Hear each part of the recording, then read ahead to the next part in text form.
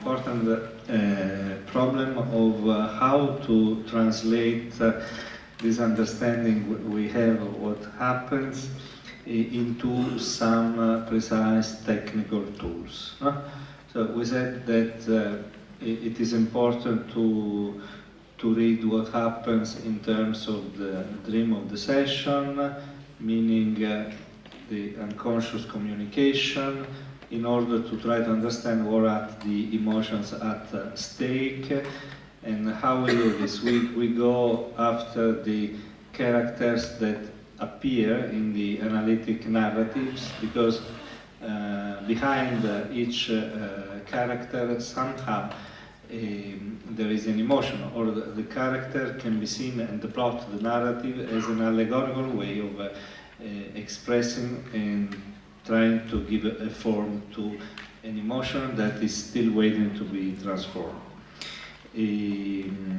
So the idea here is that we should develop some instruments in order to get in tune with this dream of the couple.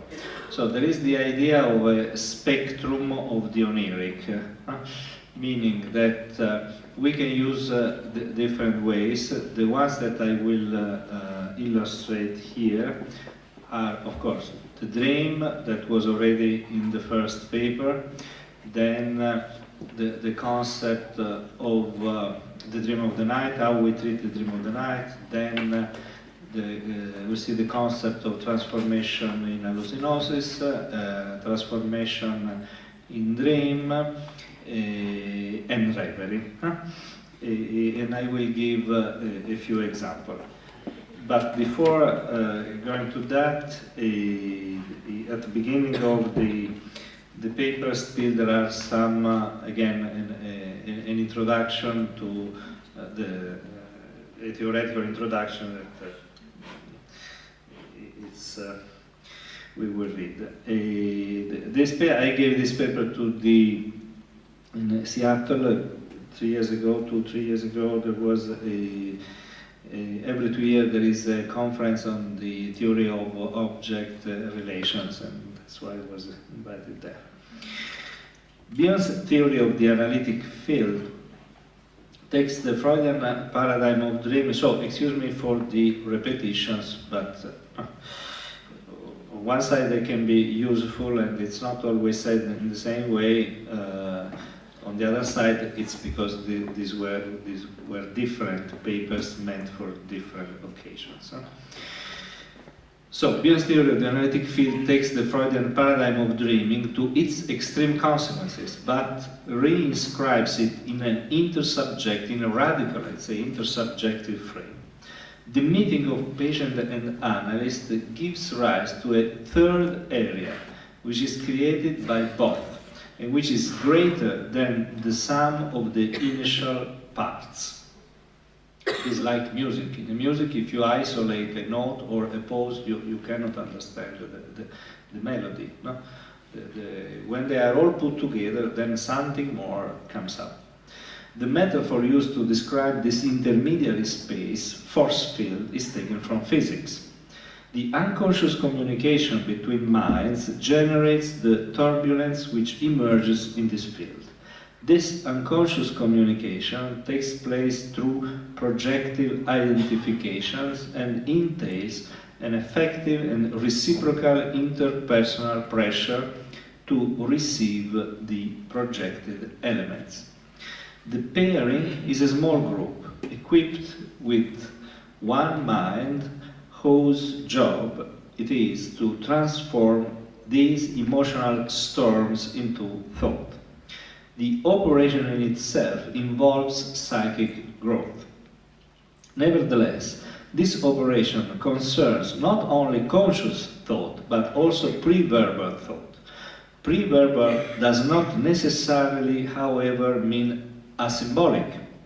The symbolic, that is, the field of language and the rules which constitute it, also expresses itself through sensory motor patterns written into the body. It could be claimed that the fetus is already exposed to the effects of the symbolic through the way in which in the uterus and then at birth the mother provides a semiotic core, a cradle which welcomes, envelops and protects, and which is made up of a myriad of rhythmically ordered sensory impressions. So this is the first way the mother, and through her culture, sociality, gives shapes to the infant. The concept of the unconscious, why it is important for us to develop this model? Because then it is for us easier to understand that with patients we do the same. We try to give birth to new ideas through the same means, meaning, again, not only translating what we understand into concepts and words, but also providing the patient with this kind of sensory, motor, emotional understanding. There are beautiful pages by Hegel where he writes about habitudine, which it's a concept that we all use, but no, it seems so banal. But the way he writes about it is wonderful, because he says it's a kind of concept of the body. It's a very important notion for us. So the concept of the unconscious, which inspires this model, is different from that of Freud. We touched this point before. The unconscious is seen as a psychoanalytic function of personality, something which is absorbed from the mother at birth as a growing capacity to give personal meaning by experience. To experience. Learning to think means learning to dream the real in order to make of it a phenomenal, knowable and livable reality. Dreaming is the place in which we repeatedly try to give substance to the mind, or rather, vice versa, to reintegrate the mind into the body. To restart what Winnicott termed personalization, a process which consists of the progressive integration of body and psyche. Dreaming produces a sort of poetry of life. Dreams use the same language as poetry. The ambiguity which characterizes them does not destroy meaning, but creates it, obliging us to see things from different perspectives. This function of the personality goes continually side by side with the conscious, like two faces of a Moebius strip. From the most primitive emotions to concepts, the somatic psychic processes by which the friction generated by the impact of the real on the portion of the reality, which is the individual subject, are digested, are arranged along a continuum. Not only do we dream at night, but also during the day, the process which Bion called wake and dream thought. This again, it's a very important point, because it means that Bion did not accept a clear-cut differentiation between primary and secondary process. And he substituted this with the idea that there is a continuum, and in fact I think that there is, because even in our wakeful states, if we just release attention, immediately we notice that we start to dream, we start to think in the same way, in the same way, with the same language, with the same rhetoric that we use during the night. And this is still enigmatic, how we can go from a more focused way of thinking to a more dreamy state. I think that the attention is a very important function there.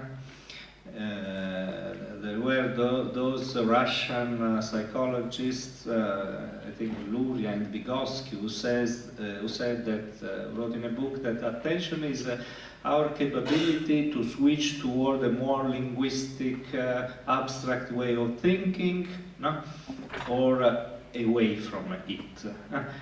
Still, of course, it remains enigmatic, the other differences between the night dream and the wakeful dream, but this is still a mystery even for neurosciences and so on. But for us, it is important to conceptualize this, I think, in terms of a continuum.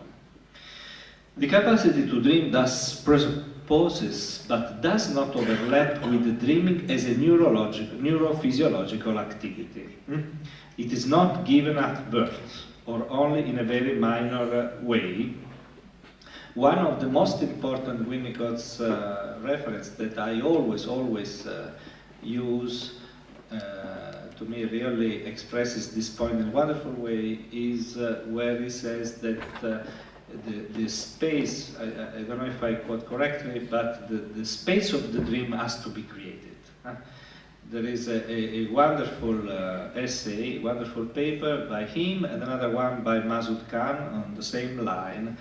This means that even if a neurophysiological activity like dreaming, we can see it even in animals, but that is not dreaming. That is not dreaming. That is not our dreaming, because our dreaming is made also of language. It's a dreaming that it is already in the symbolic, and this space for dreaming as a human being has to be created. It's not given at birth. The baby, in fact, beyond right, is all conscious, and the complement to this conscious is the unconscious of the mother. The way in which the mother transmits her way of dreaming reality to the baby, how to carry out the operation of symbolization which generates meaning, like the psychic skin which protects us from the trauma of reality, is also the model for therapeutic activity.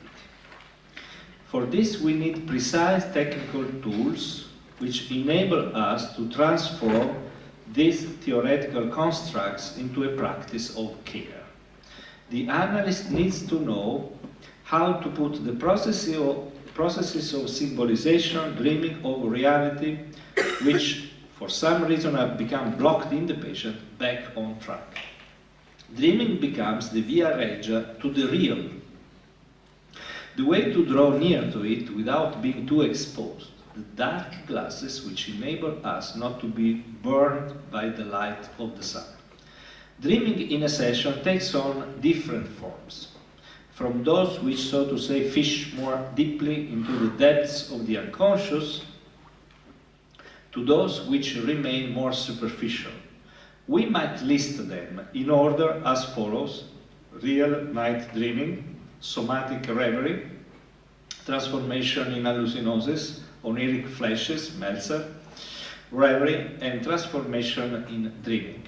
I will try to illustrate this with a series of short clinical examples, leaving reverie until last. The scope of this paper is in fact to define more clearly its outlines, starting from a comparison with the other instruments of the so-called dream spectrum in session. So let's start again from the dream, with a dream of mine that I called in honor of Ingmar Bergman, My Wild Strawberries, because this is a beautiful movie. No, maybe it's one of the most beautiful in absolute, and especially because there are those wonderful images of dreams, or better, nightmares. I dream of being examined by two ancient examiners with sagging wrinkles during my exam to become a training analyst. That was a few years ago. They speak to me in a foreign language. This really resembles, it's similar to one of the most beautiful nightmare in Bergman's movie. And I do not understand their questions. In the dream, I think, because I knew who were the people of my commission, of course, no? That is public. In the dream, I think that this is not my exam committee, and that they have found a way to reject me. This is a kind of way to say it. The mind, an educated way. The mind transforms, but you see how the dream is trying to make its work. transform the anxiety of the exam into poetic images, and also gives me useful, well, transforms and doesn't transform, because here we are halfway between a dream and a nightmare. Yes, and all psychoanalytic institutional life is a nightmare. Transform into poetic images, and also gives me useful ideas on how to present myself. You see how this is to emphasize the cognitive value of dream, no? Without letting down my guard too much. And on how to keep in mind the rigidity of psychoanalytic institutions and their inclination to be dogmatic. No, why I say this? Because behind there is also an experience I had in Milan, at the center of Milan. I had just published a paper in the International Journal about it was about Bionian caesura, the concept of caesura. It was a nice paper, it was put in the first place, so they invited me in Milan to give this paper. And I was quite relaxed, and I read this paper, and then I can tell you, they almost killed me. Really, and really for a few days, really, I was upset, and what happened? So I learned that more or less you shouldn't never lower your guard. No? Why? And it was the same situation, because I arrived, of course, with many points, with many titles, and it was but you see, the dream, the hypochondria of the dreams tells you, be careful. So, and I transformed these colleagues of the committee into people that were, I don't know, 150 years old, so a nice hyperbole of, let's stop here. What else? So this was just to try to show how, what is the effort of the dream during the night, also to transform and give meaning to something, but a meaning that is emotional, and also a powerful cognitive value, and also, of course, pushes to action somehow, and organizes the field in which we live. The same dream told in a session would be, the analyst should ask himself, why now? Why this dream? No? What we are dreaming, or what is the patient dreaming of how we are living now the current situation. So the dream would not be so much interpreted and understood as belonging to the patient, but as possibly as a nice unconscious representation of what is going on. No? And so we wouldn't ask the patient to associate to any elements as if it was only his dream, but we would try to develop this narrative, no? Maybe even asking something or contributing with one's own associations and reverie, to develop this process of symbolization, and not so much going after the hidden thoughts that are repressed and in custody in the jail of the unconscious. Now let's go to corporeal reverie. This is an idea that that we build meaning also through our body, because in our body there are all the patterns, the memories, the implicit memories of all the meaningful relationship we lived, and so this is a part of knowledge that cannot be clearly, of course, translated into precise words and concepts. No? It is as if, how could you explain how the chocolate tastes? You have only no, to eat it, because otherwise, or it is the kind of knowledge we have when we play the piano, or we drive a bike. So the same kind of knowledge is powerful, active in the way we live relationship. And sometimes in certain conditions, even in the analysis, there can be some actions or something that can be assimilated to a kind of action to which we can recognize the meaning of, as if it were something that were staged in a theater, that an acted reverie, an acted dream, that après coup we can recognize that it was a way, even this action, or I repeat, something like an action, it was a way to find a meaning to what was happening. I noticed now that elsewhere I have examples that are more clearer, but okay, let's read this. Gaps. Stefania told me that at that time, while working, she tried to avoid stepping on the gaps between paving stones. We commented that each of us has his own little obsessive rituals. That however strange the working of our minds seems, it is understandable that gaps between paving stones make us think of separations. Not by chance, I mean through of course a chain of symbolic equivalences. Not by chance, in that period, Stefania was struggling with the difficult decision between an old and secure relationship and a new and exciting one, which, however, she feared might turn her life upside down. I made her a short list of daily situations in which, with little gestures, we tried to exorcise our fears. No, so this is not... This was meant just to keep the narrative on, no? to show some interest, to develop. No?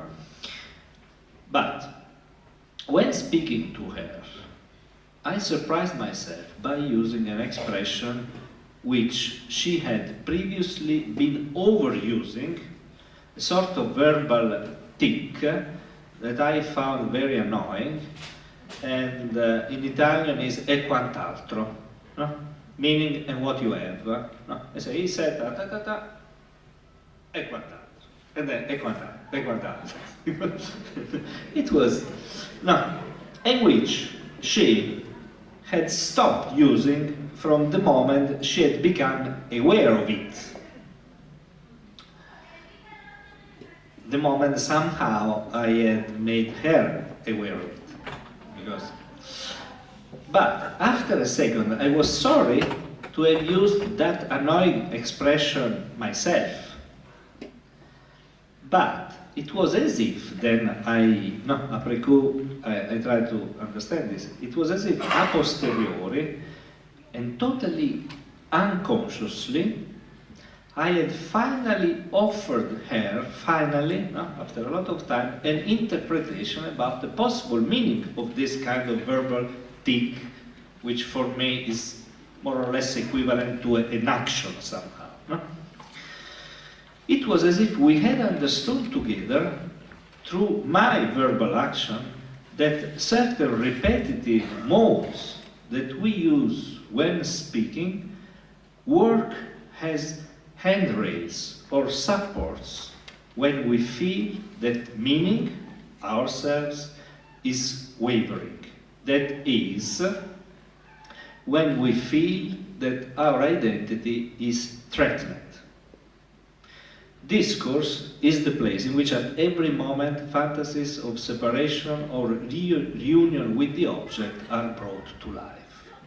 In that case, my words had a performative, active value, and it is for this that it can be called a type of corporeal or bodily or somatic reverie, a term which I usually reserve for forms of reverie dream actually acted out or mind. So in the end, the idea was that this expression somehow was used to face separation, or we might say also to deny separation, or to be stronger in front of separation. In fact, the image that came to my mind was that of the handrail. The handrail, you know what it is when you climb the stairs, you attach. Okay, let's go now to transformation in hallucinosis. Transformation in hallucinosis is a concept that you find in Bion, and he uses it in different ways. He says that there are patients who doesn't seem overtly psychotic, but they are stuck to a kind of concrete reality, and you see that almost all of what they perceive corresponds to what they massively project.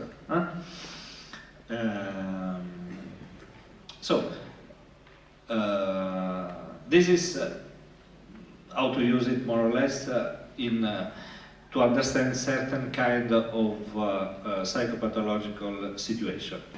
Then he said also that somehow there is this transformation in hallucinosis also in daily life, because there is always an activity of projection that we physiologically have. We cannot be totally open to the new, it would be chaos. There has always to be a play of identity and difference. But then he says also, and this is just to complicate things, that transformation in hallucinosis should be a way, a tool for the analyst, a tool the analyst has to learn to use in order to get in touch with the hallucinations of the patient. It doesn't provide many examples. That I know, only one. When he says, okay, this patient arrived, for a while I was convinced that he was not married, but then I discovered that he was married, and he says, but from the point of view of psychoanalysis, what is important to us is my idea that he was not. Because this idea of mine was, he doesn't say this, so it's also my interpretation, but this is the meaning. This idea of mine, it's a kind of dream of this patient, a kind of work of the unconscious, of my unconscious, of our unconscious, that drives our attention to an important psychic dimension of this person, but I would add also of the relationship, because in the analytic field we would ask ourselves, what does it mean if, for example, the analyst and the patient are married or not, married between inverted commas, no? And so I worked a lot on this concept, and I provided many other examples, and there was an entire debate in the international journal. I find it very, very useful. So somehow it is also a reconceptualization of the concept of lapsus or parapraxis. No? For example, when a patient does a lapsus, or even the analyst, the idea is that then you can glimpse something of what is in that kind of unconscious, no? As the big container of the impulses and so on. On the contrary, if we conceptualize these, so to say, errors in terms of transformation in hallucinosis, then we see it in a much different way, exactly as illustrated before. through Bion's example, like a kind of micro dream that at a certain point the analyst has, but we should always say the analyst as belonging to the field, the analyst within the couple, about what is happening at the deep emotional and unconscious level. So it is, again, completely different. Not the destroying part of trauma bind, but the expressive part. Not the repressed unconscious, to be brief, as a jail, but the unconscious as a function of the personality. No?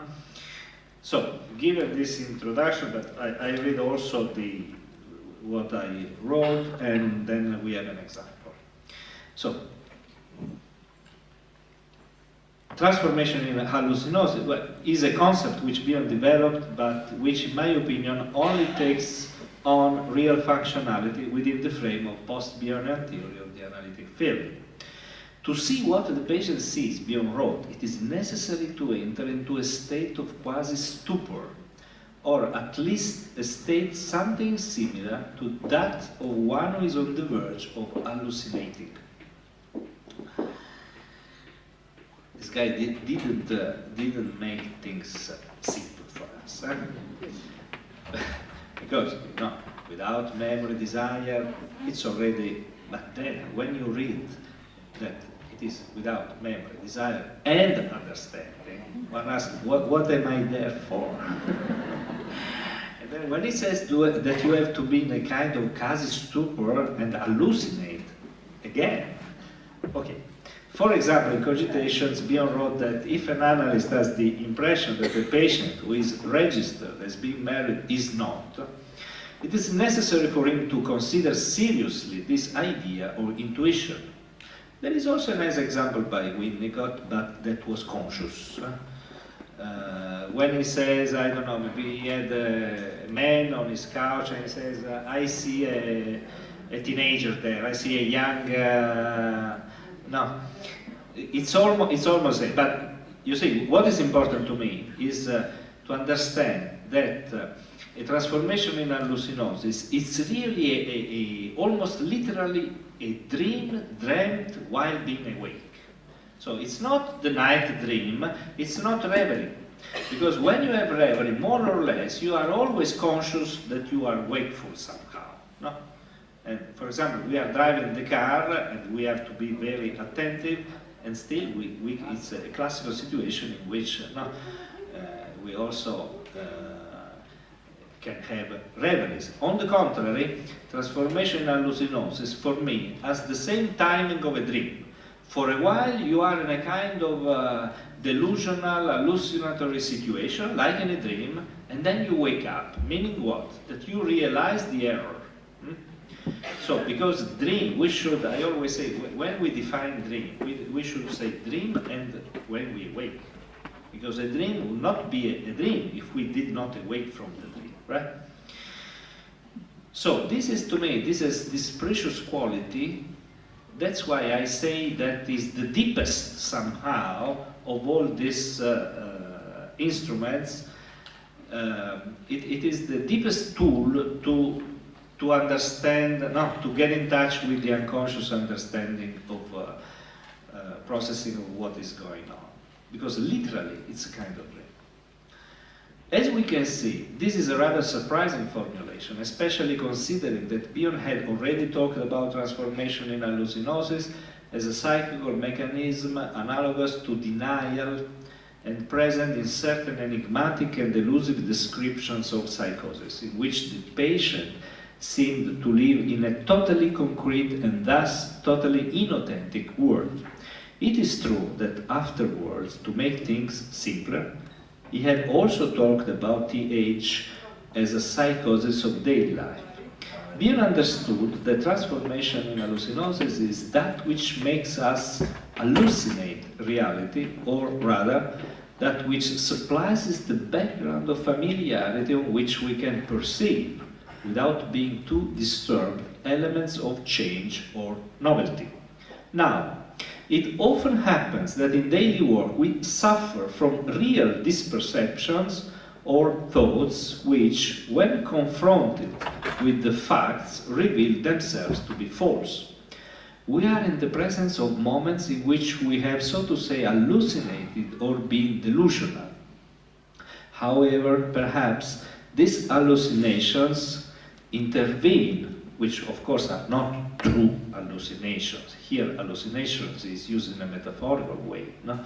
The concept of hallucinosis comes from psychiatry, where it means that you are able to recognize that you are having these perceptions and the personality is conserved. These are situations where there can be some drugs, some, I think, neurological disease. So, but Bion uses it, of course, in a metaphorical meaning. So, however, perhaps these hallucinations intervene when we are most prey to the pain of not managing to understand or give meaning to things. This then creates a favorable situation in which it is as if, in the emotional digestion of reality, the projective aspect comes to absolutely dominate. While we are in the hallucination, we cannot do anything about it. However, if and when we realize that we are mistaken, and this can happen 1 minute after, or 7 or 6 months later, then the hallucinosis transforms itself into dreaming. Dreaming meaning not only to immerse oneself in the hallucinations of the dream, but also to wake up. At that point, we have a symbolic form at our disposal, totally equivalent to nighttime dreams, which we can use to try to recontact the patient.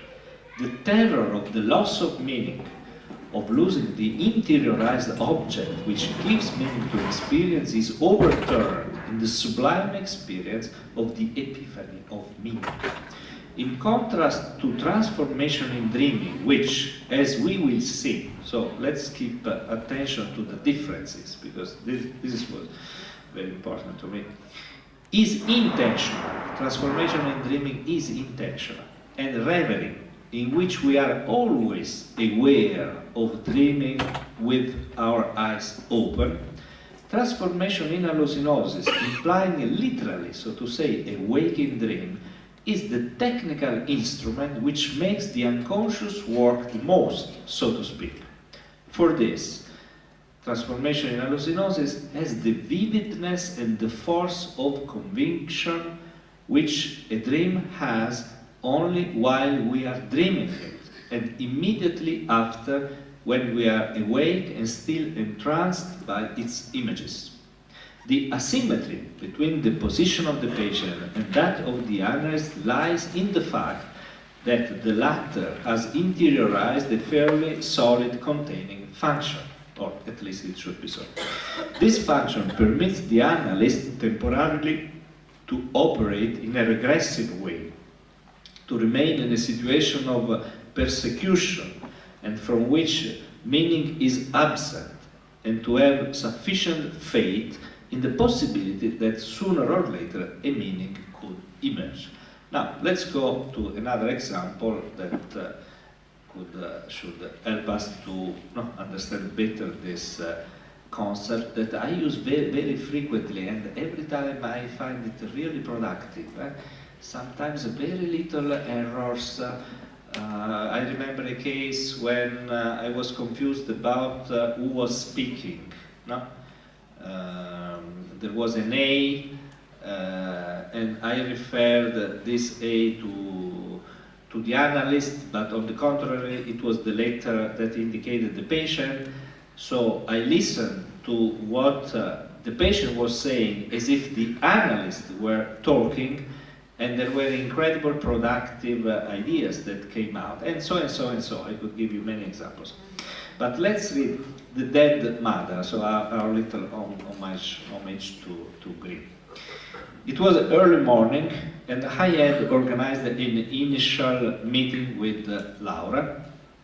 She came into the office, a tiny figure with a thoughtful air and eyes wet from crying.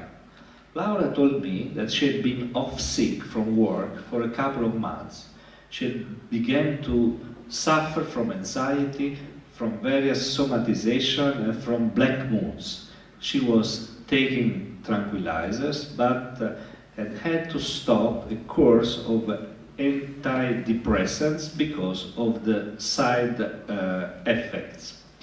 She was middle-aged and had a partner, although they had not wanted to have children, and that was now weighing upon her.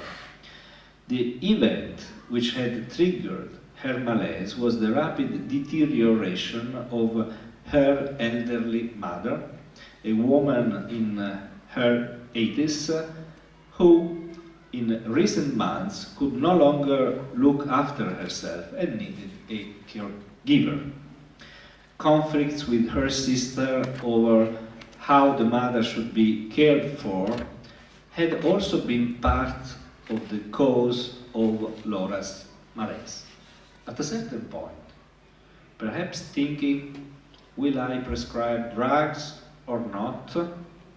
I said to myself and to her that after all, she was living through a period of mourning, and that it was understandable that she was feeling this way since only a few months had passed. At that point, without indicating whether she has realized my error or whether she had accepted the idea of mourning as anyway an explanation of loss, she said to me, "But my mother isn't dead." I realized my mistake with a certain embarrassment. I was face to face with the patient, I had slept well, and I was normally attentive. How on earth had I made such a mistake? I reflected then that perhaps for Laura it was as if her mother was already dead.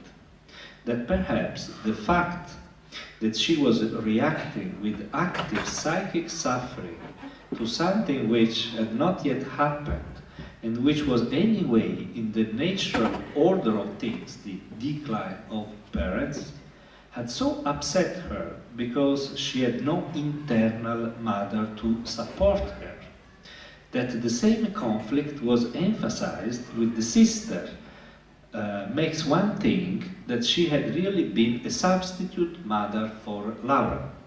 Finally, this mourning that both was and was not could very well be the mourning which had been never fully carried out for the early loss of the father. Could the dead mother, then again, if we see it in terms of the analytic field, what this dream, so to say, could mean? So, could the dead mother between us stand for a certain lack of investment in Laura on my part, and therefore of receptivity, tiredness, saturation? No. So you see that to me, the best tool to get that kind of poetic understanding of what is going on, meaning for poetic, somato, psychic, emotional, and intellectual, is to bring everything back to the session, to the dream of the session. Why? Because if we listen in this way, immediately we are there with the patient as characters of the story. Immediately we have to take responsibility for what happens, and immediately we escape only the what could be an exclusive intellectual understanding, or even not only intellectual, an empathic understanding through conscious identification, but we feel that are there, because, oh wow, if I say this dead mother, okay, is how now our relationship, we could describe our relationship, but then I have to get out from this symmetrical level, and I have to go back to the asymmetrical level, where I am responsible and I get paid for a job, and I have to take on my shoulders this responsibility of the dead mother. So if it's me It's not only that I discover that the patient is a dead mother in itself, but it's also me, that we are functioning in this way, and there is a lack of receptivity in my own. Then, of course, immediately, emotionally, I'm involved. So it's not there and in the past, it's here and now, you and me. And of course, if the reaction is much stronger, it's easier, I think, to try to arrive to a full understanding. That's means a poetic understanding, and that's why the tool, the main tool to get to this understanding is to work to me in terms of the dream of the session and of the analytic field, which means to put between parentheses the past and concrete reality. If a patient says, when I was 7 years old, this uncle that came to house, he somehow abused, okay, of course we understand the history, the drama of the patient, all the psychological consequences in terms of lack of a sense of trust in her own perceptions, but the main point becomes if we treat this abuse as a character in the field, as part of a narrative that we are developing. What is it here now? Who is abusing you? What does this mean? Because from my point of view, and from the point of view of the model of how a mind is born, I think that patient and analyst all the time are trying to recognize each other. No matter how, no matter what is the dialogue, the narrative, basically it is an image I can give you is in the movie The Sixth Sense. You remember? There is Bruce Willis, who is a psychologist, and there is a child that does not speak. And he says, well, if I say something that touches you, moves you, you feel that is right, you take 2 steps toward me. Otherwise, you go back. And you have this beautiful image, even if Bruce Willis is not maybe a good actor to play a psychologist, but you have this beautiful image of this screw that, like this, closer and less closer. This is analysis, in my opinion. This is analysis. Another way I could tell you is there was an advertising in Italy of the telephone company, and which was a new subscription, a very cheap subscription, dedicated especially to teenagers. And you could activate the number, you called frequently, and you paid very, very little. It was called duetto. So you know duetto, what it is in music, right? Two singers. And there was this beautiful advertising in TV. It was all the time, you love me, I love you, how much do you love me? All the time. So this is basically this is psychoanalysis, I think. Yeah? And it was very nice because at a certain point there arrived another call, and she put the first one on hold. I said, you also love me. So, so the narrative became a bit complicated. So this is the idea, though. This is the idea. The main therapeutic factor is the moments of meetings in the here and now, through which what we get. We get, first of all, I say, a kind of primordial primary concept.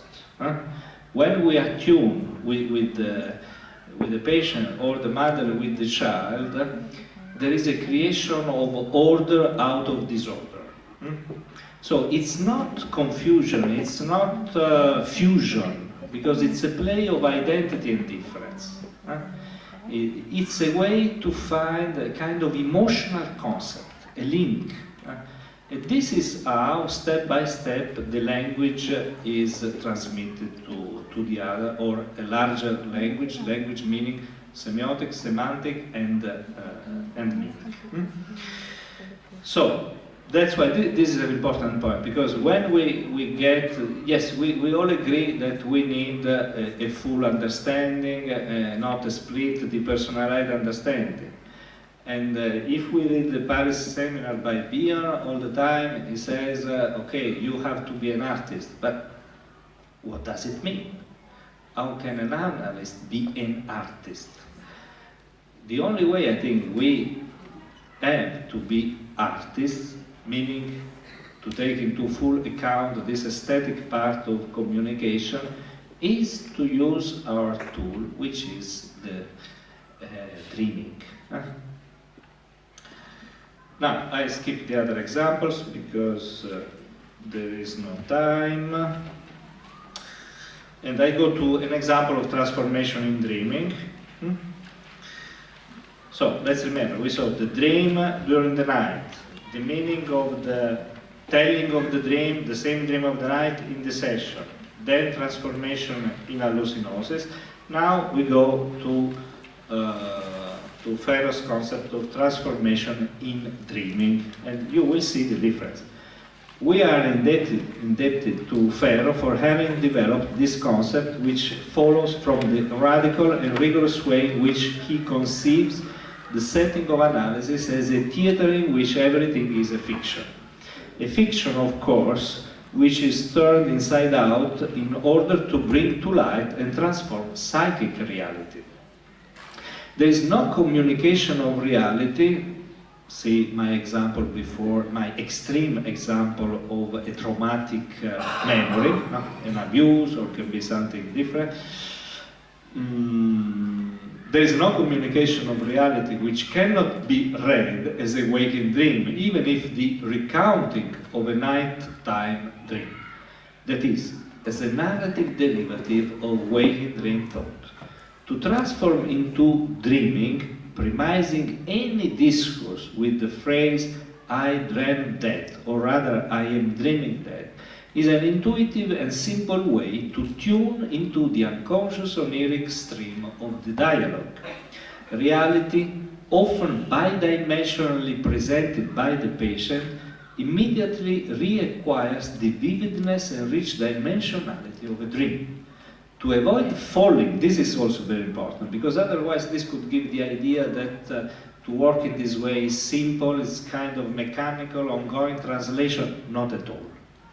To avoid falling into a mechanical form of usage, the best way of using transformation into dreaming is to have interiorized the process, the concept, the tool, to forget about it, and then to rediscover it, each time being surprised by it.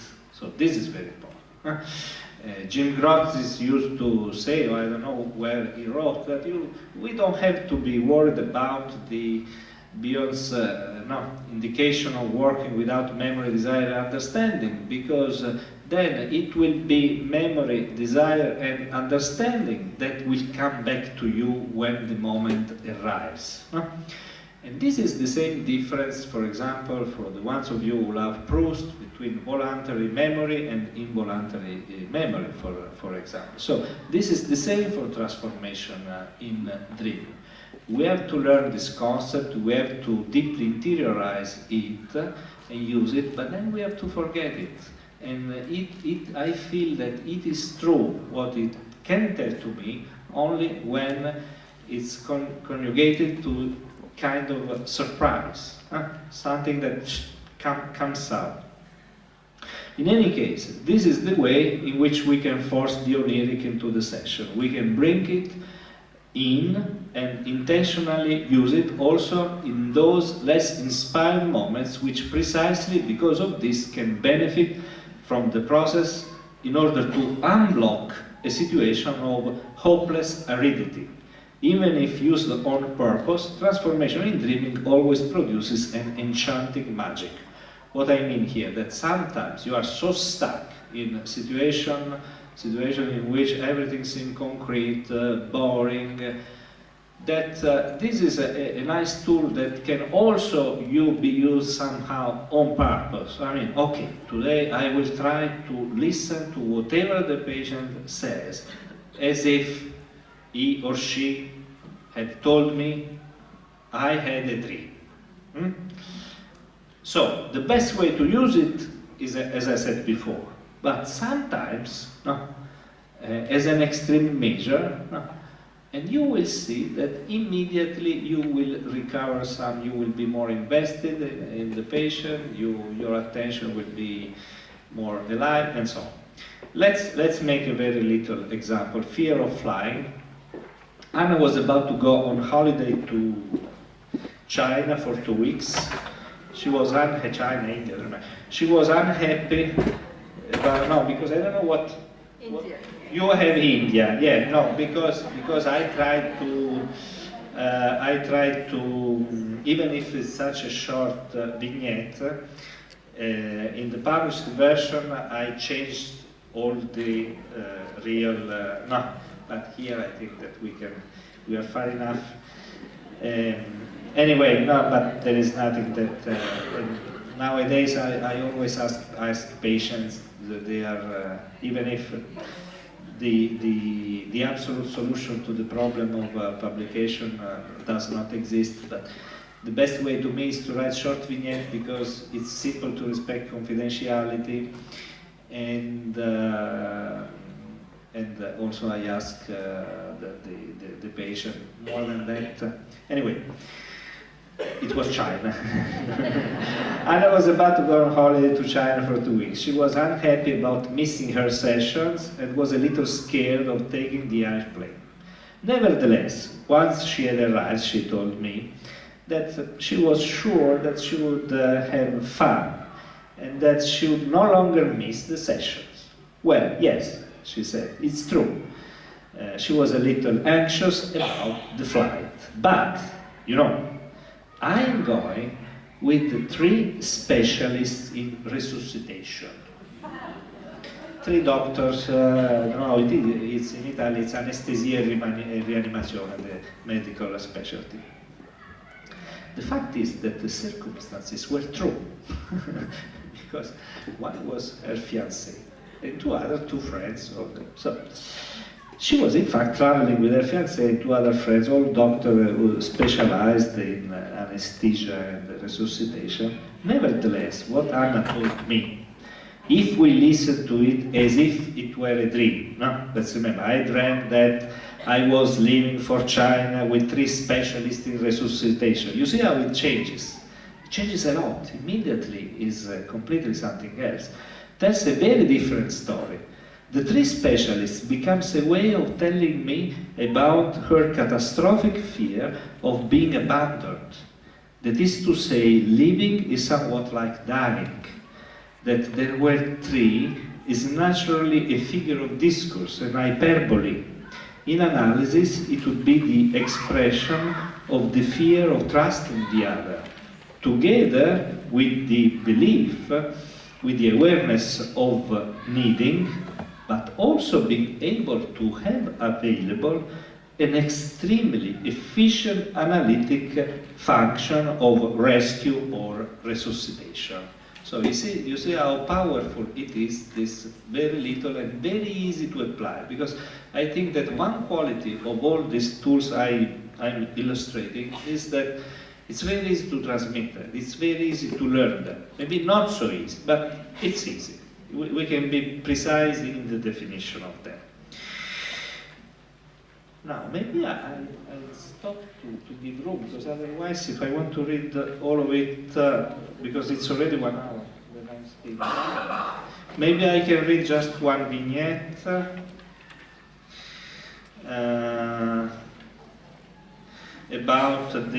about reverie, the Lichtenberg knife. So we quote again.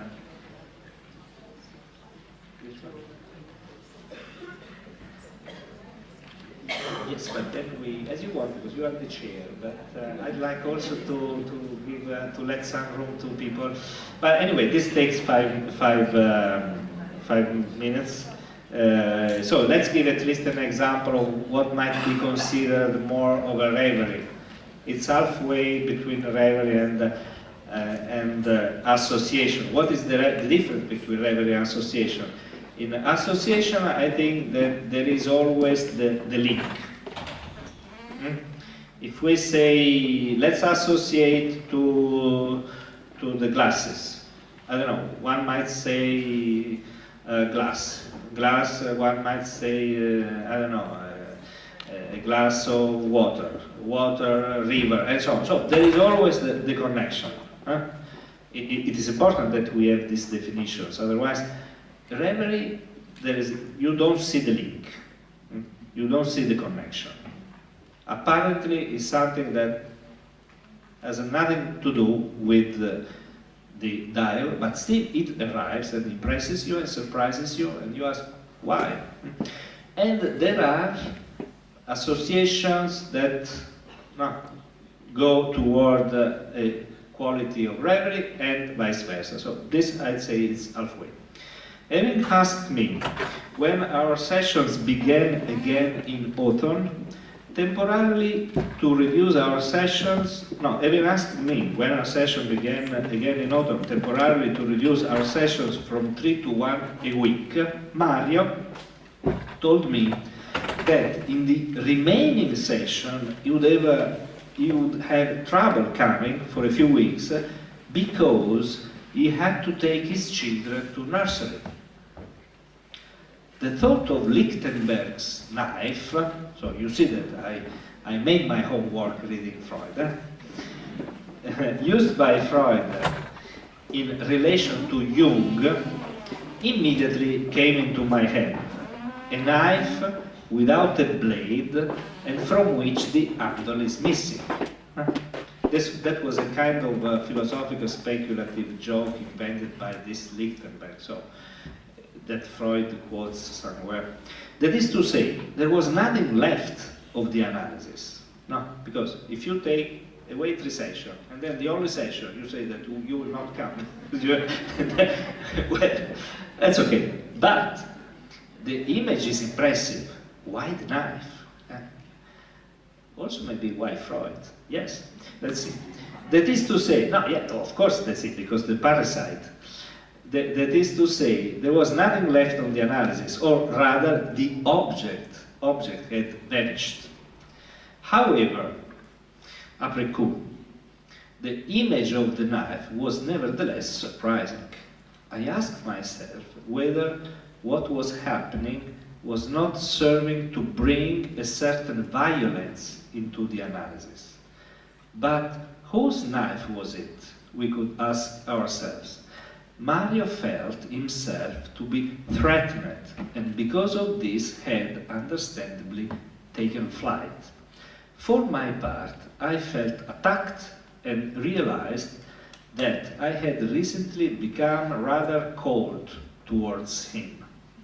The context of Freud's quote, which describes feelings of bitterness and disappointment towards his son, Jung, was not unrelated to the reverie either.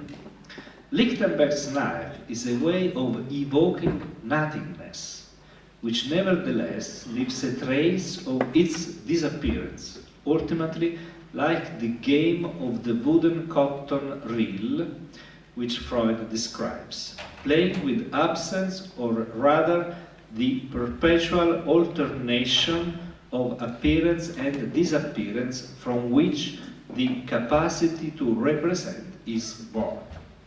Invested with strong emotions by the indications of my imminent dismissal on the part of the patient, unknowingly I tried to reconstruct a possible meaning and thus to maintain some control over things. So you see, this image, this reverie that came out was more meaningful than everything that I could have, in a cold way, tried to formulate about why this patient and so on. Because there is the powerness of the image, of something that comes from within, and it is deeply felt. If then it is true that reverie, like dreaming, puts us in direct contact with waking dream thought. Then I have a way to sketch for myself a more precise map of the emotions which are ignited in the analytic field, and thus I can try to transform them. And you see how much the reference to this points in Freud's works brings, because it is the relationship between a son and a father. There is parricide, there is betrayal, there is investment, there is rage, an entire list of feelings. Well, as you have the text, I'll stop here in order to leave you at least 15 minutes for some reaction, if you do agree, because otherwise it would be too, I feel, a bit too one direction. Thank you.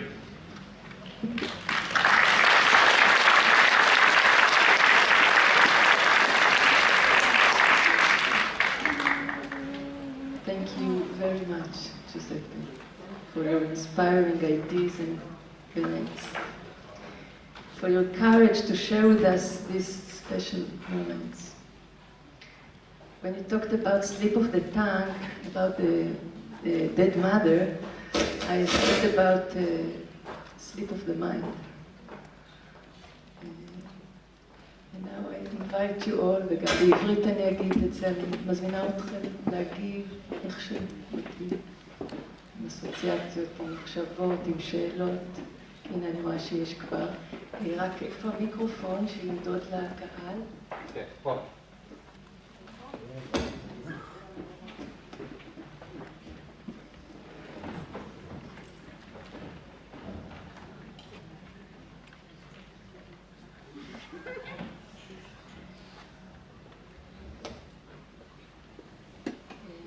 First of all, thank you for your lectures. Now you're here? Yes.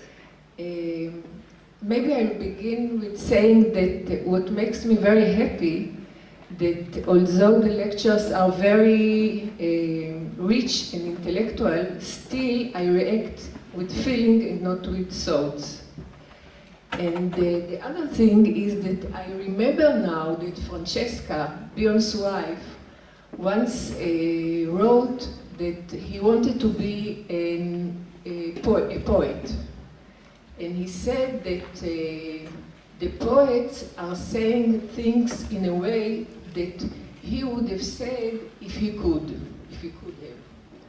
So I want to ask, what Bion lacked, what didn't he have in order to be a poet, and to take it as a metaphor for us. What do we lack as therapists and analysts that the poets have and we don't?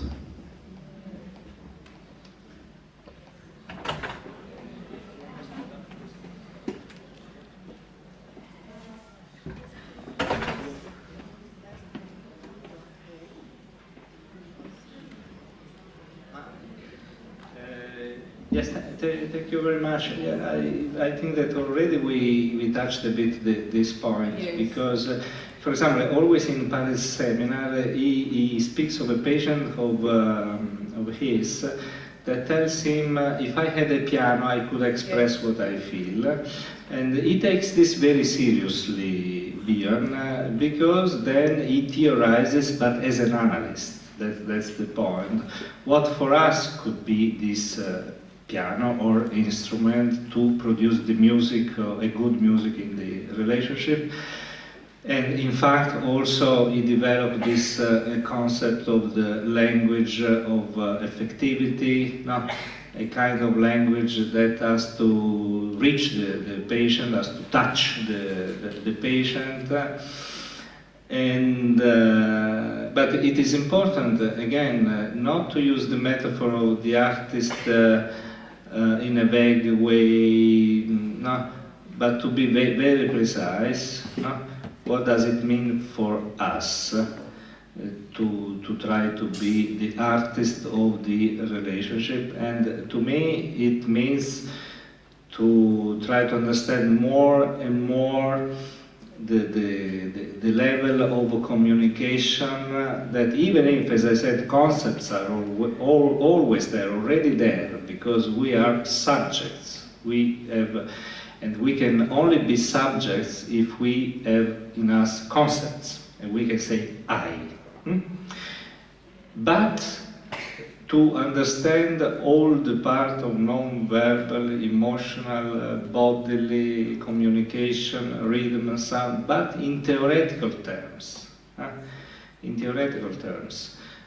So the reference to the artist and to art is wonderful because it helps us to understand a lot. And I try to say how I think that we can be artists. No? It's more a matter of receptivity than an expression. It's more a matter of being open to the discourse of the unconscious than anything else. But to be really receptive to the discourse of the unconscious, to me, means to be radical, rigorous, and really, within the session, everything can be seen as fictional in order to reach psychic reality. I say sometimes that it's a kind of phenomenological epoche. So, in order to find some new immediacy in the relationship, we put between parentheses other things to concentrate in the here and now. And I try to say also why I think this can work, because then every time we are involved. We are involved and we react in a much more intense way to what is happening. And so we use our emotions and our own body and unconscious to understand what is going on. Yes, of course, then other simple things could be said. I, for myself, created a kind of acronym to remember myself how to use my language of effectivity for myself. It's funny and serious. It's to me, it's CREAM is the acronym, so C-R-E-M. So C stands for chorus, Greek chorus. As the title of one of Umberto Eco's books, you say almost the same thing. No? The person says, yesterday I went to the supermarket. Yesterday you went to the supermarket. Or just it's a bit like the squiggle game, but remember the example of the Greek chorus. Then we have R, use your reveries. I supervise a lot of people brings wonderful sessions, but they don't pay attention to their reveries. Many of them work as interpersonalists do. They engage very much in the relationship and do a nice kind of cognitive work, but something is lacking. E stays, of the CREAM stays for emotion. The most important intervention we can do, one of the most important, is just to precise what is the emotion at stake. The patient, I went there and it was close. Well, how disappointing can be that? Step by step, like scoring a Rorschach protocol, you say what is the emotion at stake. That is incredibly useful. M stays for metaphor. The most useful, the most important gift we can give a patient is to reformulate what the problem is with a nice and happy metaphor. It's like giving a little novel that he can read when and go back, and it's a kind of micro dream, meaning that every time you go back, it generates new meaning. So let's remember this as a funny acronym, but very useful. Why? Because most of the time, narcissistically, we want to tell the patient, intelligent thing, important thing, explanation, nothing at all. Doesn't work. Doesn't work unless, with the exception that sometimes, if you are lucky, there is also an emotional attunement. Huh? But otherwise,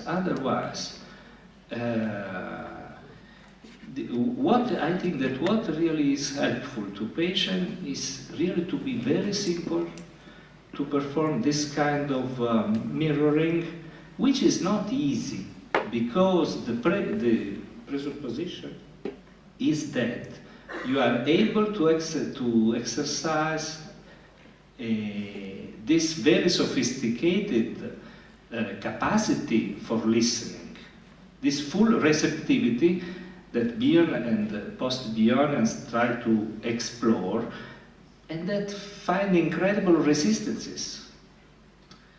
It's not easy, because we are stuck to our ingenuous realism. I always ask myself, I say, but why? For example, in a session, you take this on the concrete side and this not.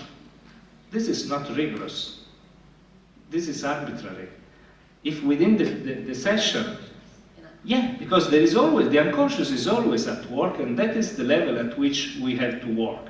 So many times, analysts put past traumas, for example, the example of the abuse, on the past and the concrete reality, because somehow unconsciously they don't want to take the responsibility to think of the abuse also as something happening in the here and now. So that's why I'm saying that if in the end the sophistication is more on the side of receptivity, of listening, and less on the side of expression. On the side of expression, you should conversate in a human way, like more or less in a normal conversation. It's not like exactly in a normal conversation, because we have to give ourselves time, some privacy, so it's more kind of talking as dreaming, as Ogden says, but I'm sorry I took too much time. Just to say something else, it reminds me, we have a very nice poet in Israel, her name is Agi Mishol, but I don't know to say it in Hebrew. She says that reverie, she doesn't talk about reverie, היא מדברת על בהייה, מצב של לבהות זה כשהמחשבות לא חומדות את התוכן שלהן. ואני חושבת שזה בדיוק הדבר שאם את יכולה לתרגם. But this is very nice, because even I don't understand the meaning, but this is the best answer you can give me, because you are showing me the musicality of it. So I can say that you really understood what I'm trying to bring today. Absolutely.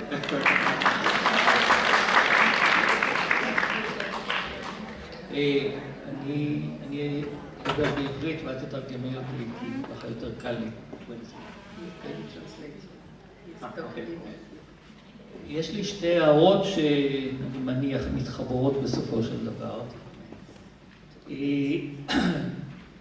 אני מבין שהדבר המרכזי בגישה שאתה מציג זה המושג של transformations.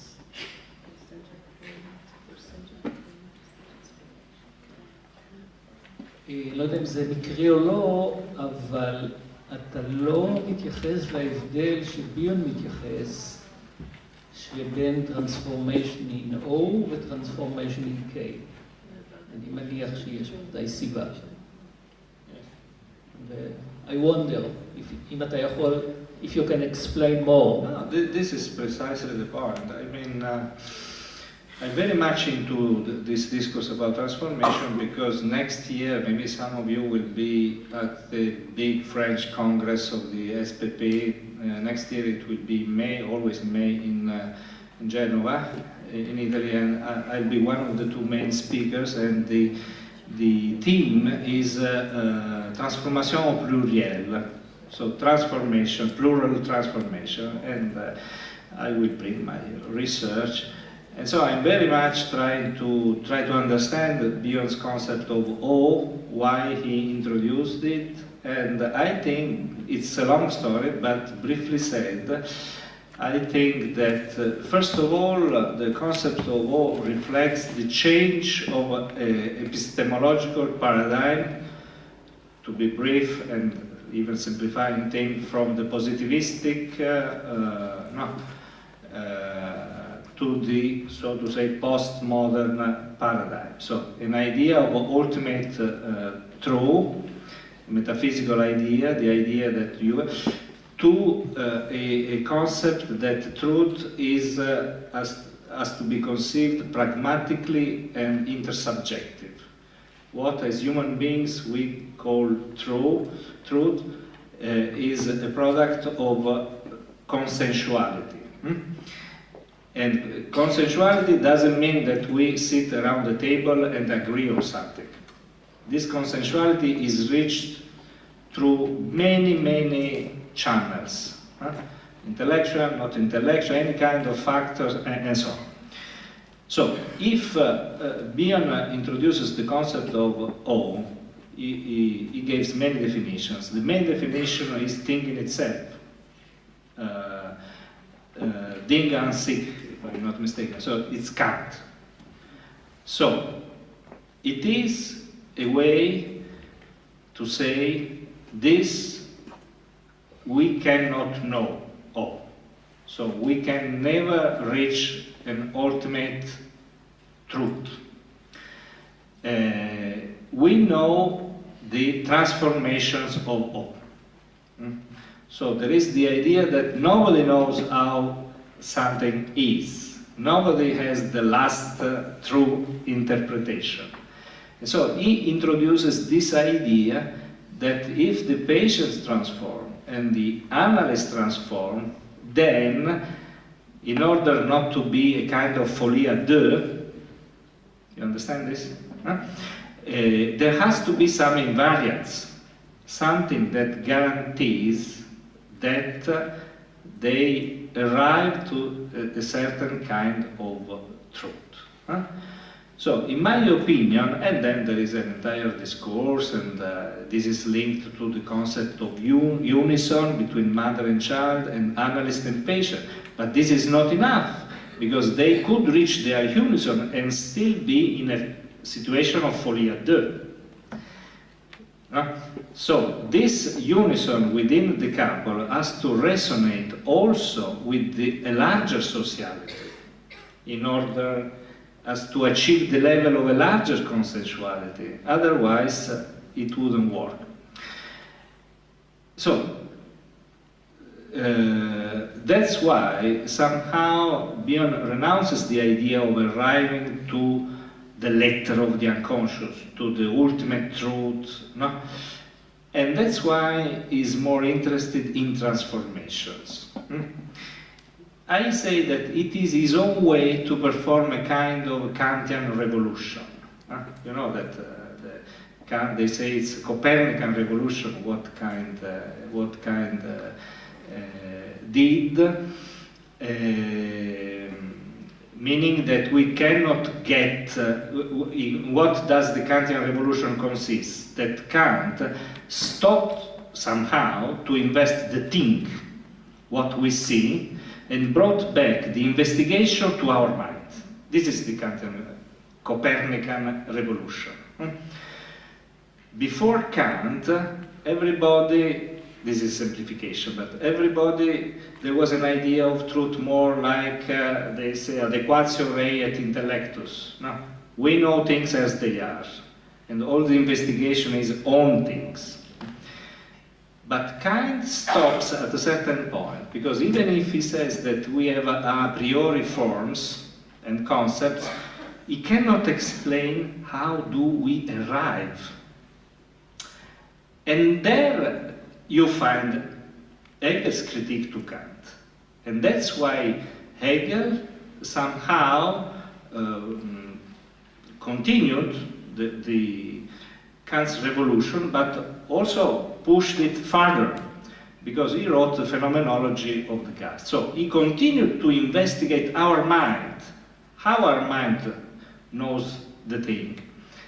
And he gave an explanation through the concept of the dialectic of recognizing, Anerkennung of how we can arrive to have those concepts that then become an a priori of knowledge. So it would be a long history, but the idea is that Bion is very much attuned with this discourse. Is very much within the new epistemological model that it is our epistemological model. So you see, the same passage from the thing to how the mind knows the things is Bion's passage from attention to content to attention to the container, to the processes. But I don't know if this answers a bit, but it's very long. Thank you very much. I think we have to stop now.